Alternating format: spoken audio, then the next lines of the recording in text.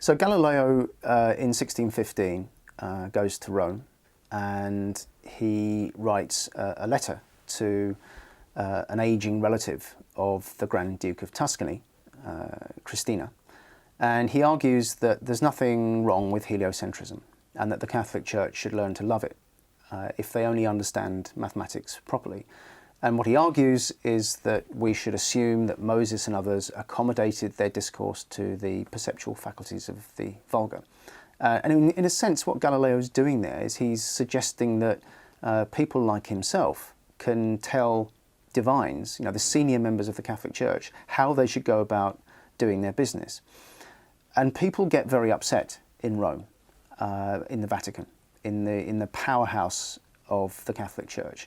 And in 1616, Galileo is brought, if you like, to a very small trial where he's told that he's not allowed to teach or defend Copernicanism in any manner. And what the Catholic Church is doing, in a sense, is playing a game that's based on an Augustinian view of the relationship between science and religion. What they're saying is that faith is more important than our understanding of the natural world, but that if we get definitive, absolutely certain knowledge of the heavens, then and only then we should change our attitude towards these passages in Scripture. So the issue then becomes, how are we going to prove that the earth goes round the sun? And for the next 15, 16 years, Galileo works, amongst other things, on an attempt to prove by means of the tides that the earth turns on its axis and goes round the sun every 365 and a quarter days. He publishes a book called The Dialogue on the Two World Systems in 1632, where he puts forward the view through an interlocutor in dialogue form. He puts forward the view that any reasonable person should believe in heliocentrism. It explains everything and more than the geocentric system can explain. The problem for Galileo is that he had been friends with the Pope, Pope Urban VIII. He'd been very good friends before this man became Pope.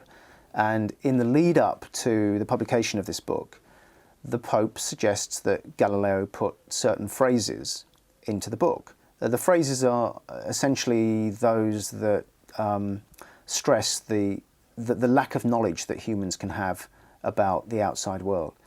It's a fairly reasonable thing for the Pope to do. It's supposed to check the hubris of people like Galileo. The problem for Galileo, or the problem that Galileo creates for himself, is that he puts this very reasonable statement by the Pope in the mouthpiece of the rather stupid Aristotelian interlocutor, a man called Simplicio. And the Pope gets to hear about this.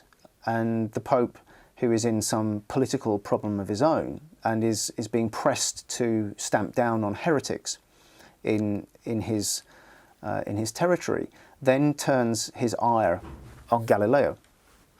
And in 1632, Galileo his career essentially comes to a halt because the Church decides to clamp down on what is clearly, and no matter how Galileo presents it, it's clearly a pro-Copernican work. And there is a famous trial, the most famous trial in intellectual history, in 1633, where Galileo, who is 69 years old, is effectively put under house arrest for the rest of his life. He lives another 10 years, but for Protestants and for future generations, this imprisonment of Galileo is an indelible stain on the reputation of the Catholic Church.